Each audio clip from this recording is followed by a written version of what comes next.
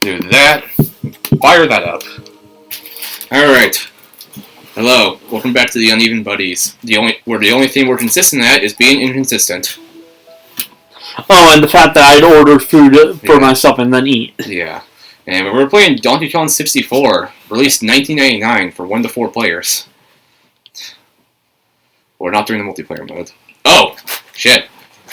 That's my save.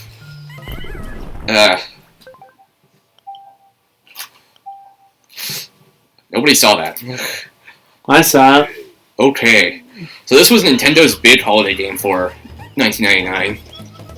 And everybody loved it at the time. I remember Rare. And Rare was good. I'm pretty sure that was all before my generation.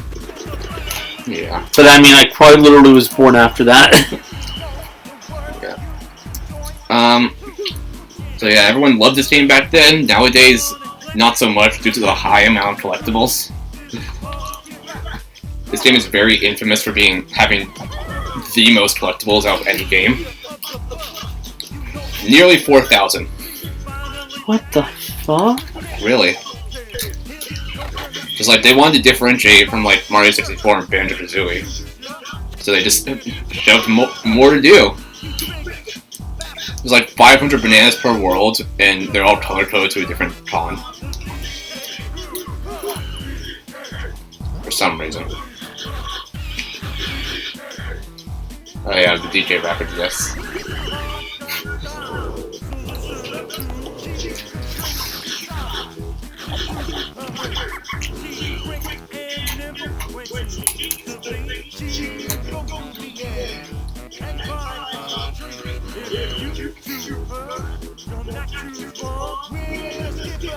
I don't know why they included this song in the jam. I think it's weird that she's the only one that can climb trees.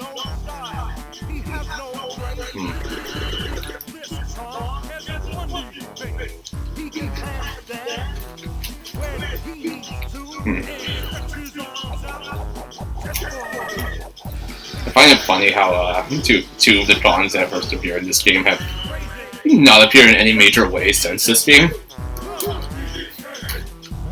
I just think that's funny.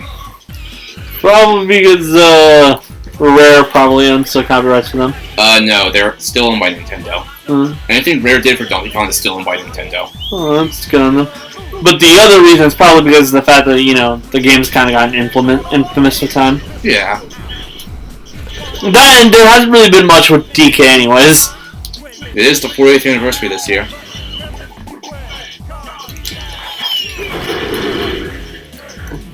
Like, quite literally, the only Donkey Kong games in the recent years have been like those country games. Tropical Freeze Switch port.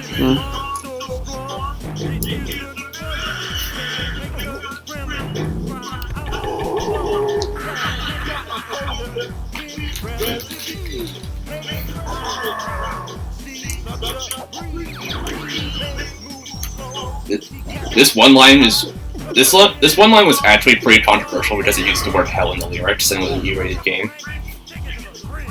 That one line. For some reason.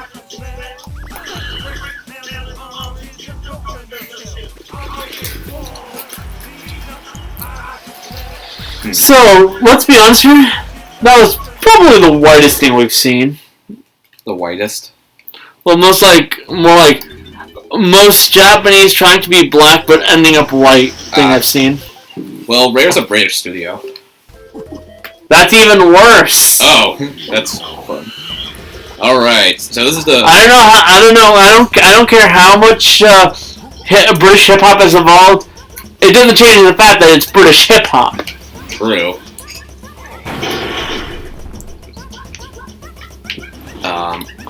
No matter what, I'll still be hearing like soccer hooligans trying to rap. Wow. Screen size normal. Widescreen. This doesn't do shit. Have you tried getting out of it? It's because it's on the virtual console. It's just how it is. Why didn't they just remove it? Because it's just a straight up emulation. Forgot about that. Alright.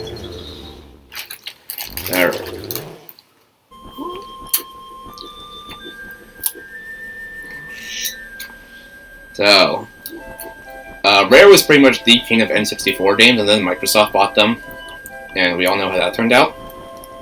Well, to be honest, sure, the vast majority of them probably regret that. I mean, well, now there's a studio behind Sea of Thieves now, so So the vast majority. yeah. Especially since quite a few people had already left by then. Yeah.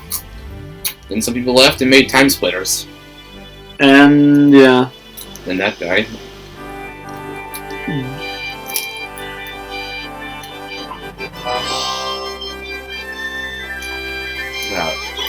It's rarely ever made one game for the GameCube. That was Star Fox Adventures. Everybody loved that game. Yes, the game that was made, that was originally like this query game that was that was like all about dinosaurs, and then just kind of got taken over by Star Fox because they thought it wouldn't sell. The original ROM for like the non-Star Fox version was leaked online recently. Really? Yeah. I wonder how that came out. Well, it's like it's fully playable, and it's dated December 2000. No, like I mean, like I wonder what the major differences were. It was on the N64.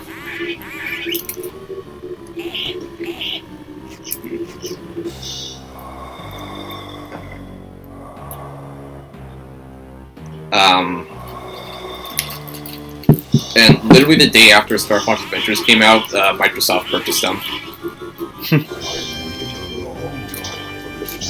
Also, K. Rool speak in full sentences in this one.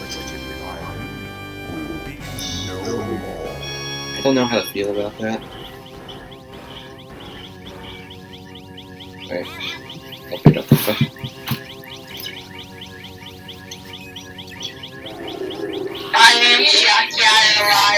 Hi guys. Hello. Okay, fuck you guys.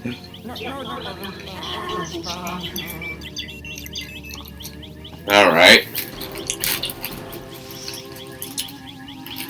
I do remember hearing like a popular story in which this game had a unfixable game-breaking bug, except it could only be fixed with an expansion pack, so they just bundled it with this game.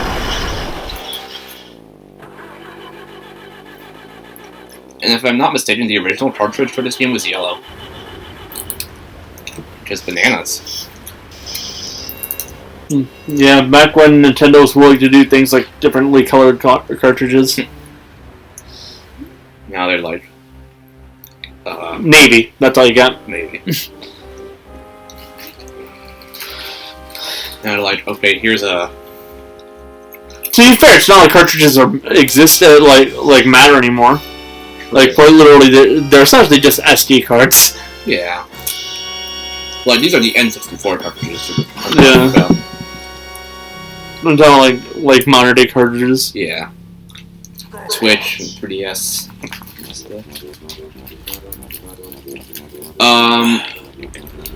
Like, they're even shaped like old SD cards. Only like thicker.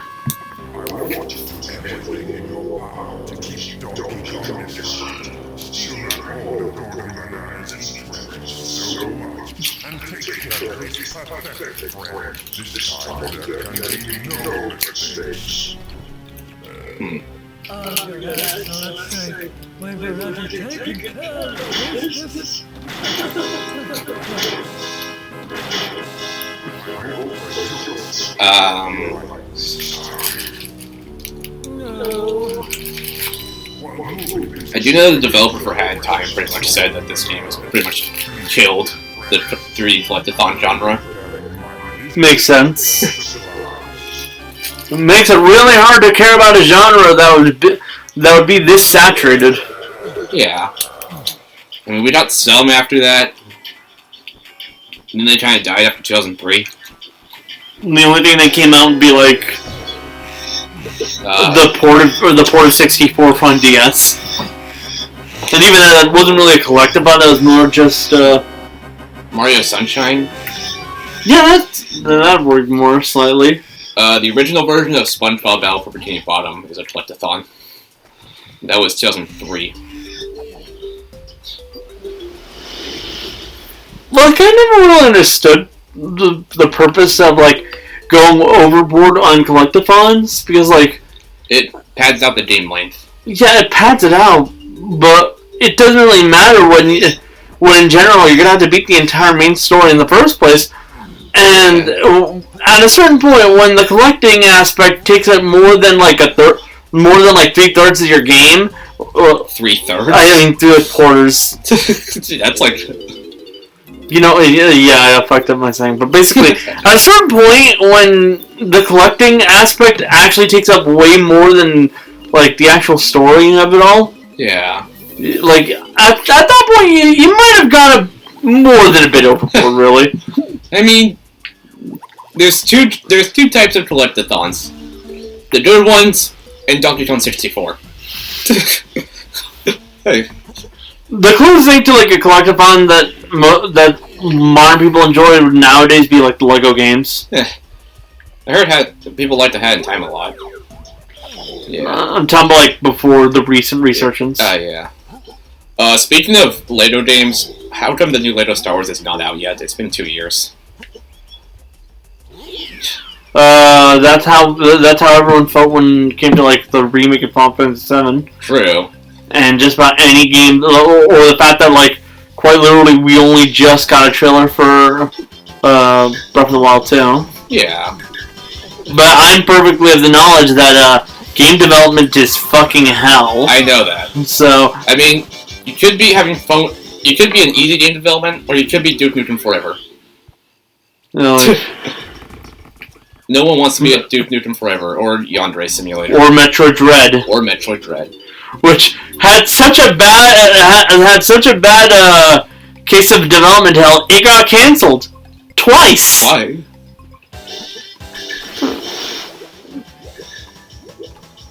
And like at that point, you might outright have to say that it was cursed. Yeah.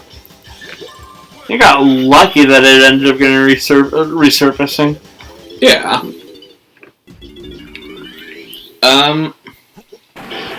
What else happened? Oh fuck! I forgot tapping the touchscreen just brings that menu up. All right. Did it just use the? Yeah, I was gonna say.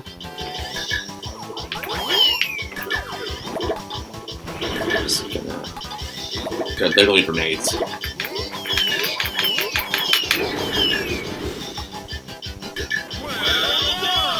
Well done. You hit the tree.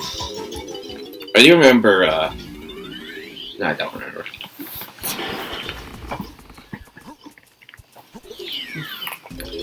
And also, this is also the only Donkey Kong game that's a 3D platformer, and there was probably a reason why.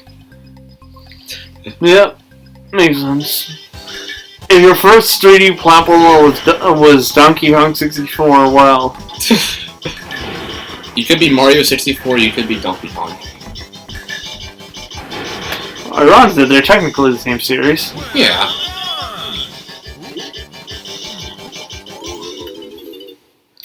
And I think Donkey Kong and Banjo-Kazooie were considered part of the same universe until the Microsoft buyout. What about Conker? Conker? If you look, I know in Conker's Bad Fur Day, there's like Banjo's head hanging on the wall like a trophy. So, that game is fucking great, though it would never be made today. Sadly. Well, yeah, Microsoft owns Rare. Yeah, but like, given how whiny some people are these days. You realize people were whining about that game back then, right? Yeah. Still, this is the wrong way. Like, I've heard people talk about like how they're gonna do a reboot of the Boondocks when you couldn't make that show today because it get canceled immediately by the public. But you like the counter to that is that the Boondocks got canceled by people all the time back then. There wasn't a single day where like people after like a new episode where people weren't getting pissed off at them. True. Very true. Like, and I think people are saying the same thing about like Beavis and Butthead, but that's coming back. Like both are quite obviously like the series that are coming back. Yeah, and then there's stuff like South Park and Family Guy, which are still running to this day. Family Guy is like worse than every other show I've just mentioned, by the way. Yeah. Like, some of the stuff they have on screen is just plain disgusting. And not even like in a gross out way, but like just on the basis of being a human being, disgusting. Yeah. I don't know how that gets past the approval board. Money. Oh yeah, good point. I know they're making a Family Guy movie. Why though? It's gonna be a live-action animated hybrid. That sounds disturbing as all hell. Well, you could be every live-action animated hybrid, and then you could be Roger Rabbit. What about Sonic? Sonic. Yeah, good point. You have a point there, actually. Like, Kevin actually got around to watching Sonic recently. I watched the first half of it, and I never finished it because it was bad timing. He enjoyed it. Honestly, Jim Carrey's one of the few people who can pull off the egocentricism of Eggman. Yes. So that was Jim Carrey was perfect for that role.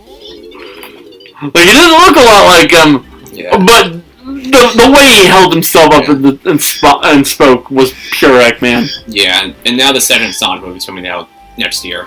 That's cool. In April. It's gonna have Knuckles in some way. Do you believe in that conspiracy theory? What conspiracy theory? There's a conspiracy theory that's been going around since like the movie first came out. That the whole like original Sonic appearance wasn't actually how Sonic was ever meant to look.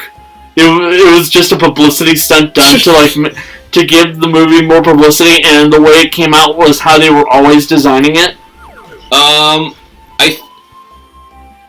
I think if that was the case, it wouldn't have been delayed by 4 months. Yeah. Plus, I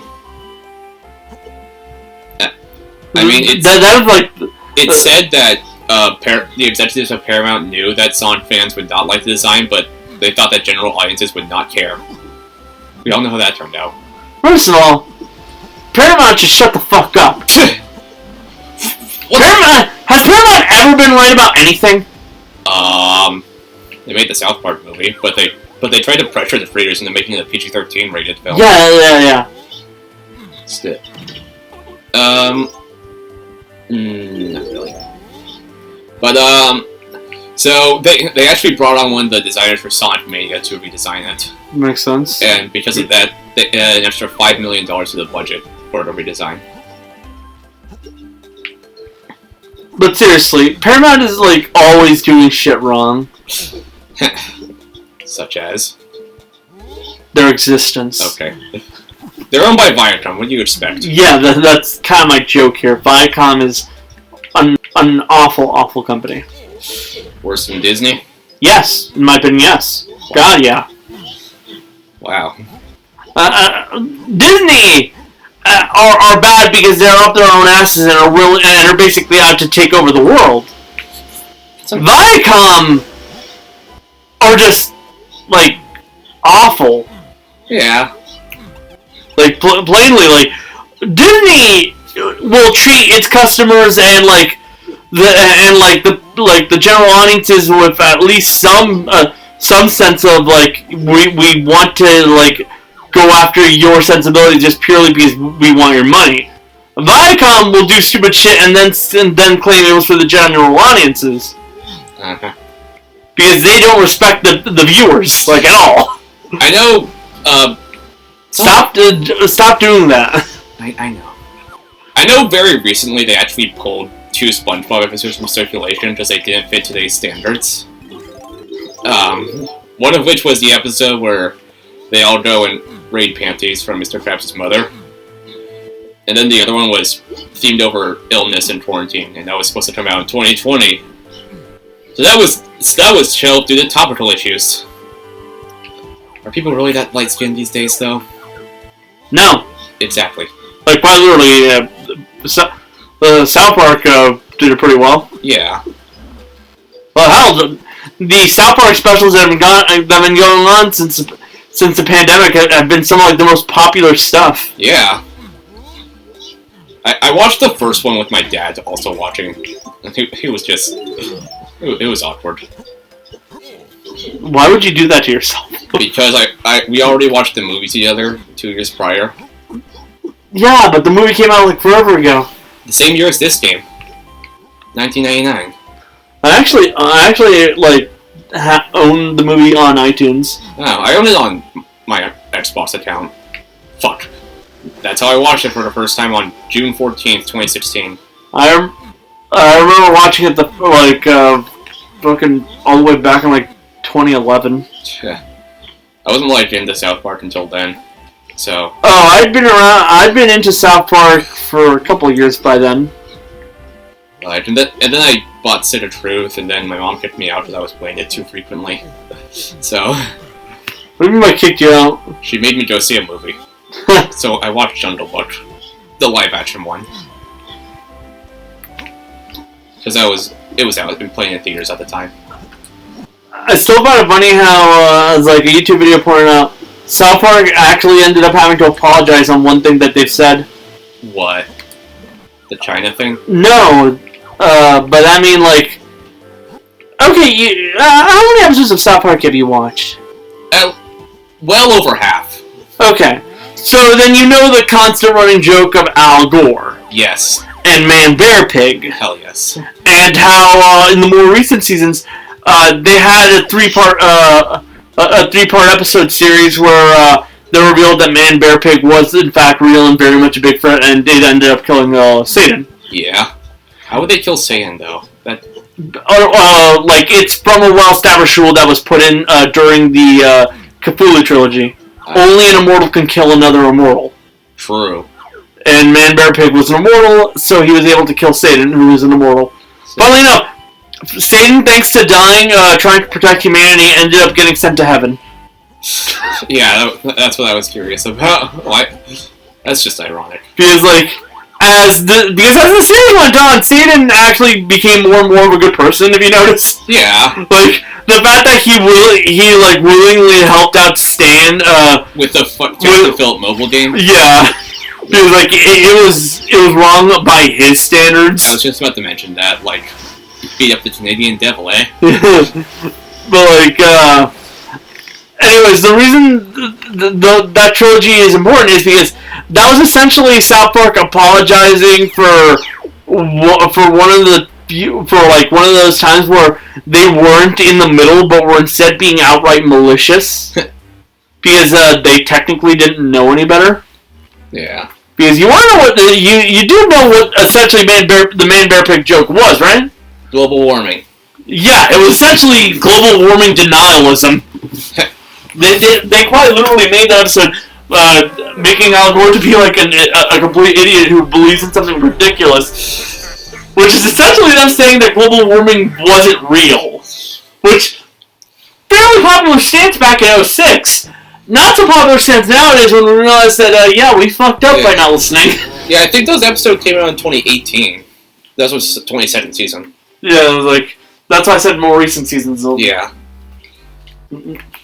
But it is kind of funny that they actually ended up having to backtrack on one of their things. Yeah. You going to get food or? A little bit. I thought it was closer, but then I realized I looked at the time.